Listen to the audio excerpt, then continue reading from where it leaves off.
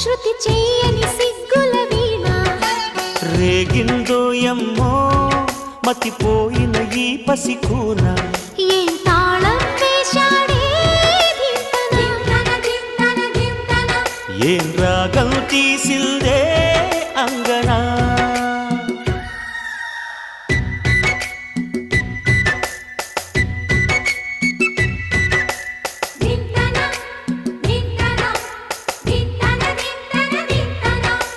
మోగిందో ఎమ్మో శృతి చేయని సిగ్గుల వీణ రేగిందో ఎమ్మో మతి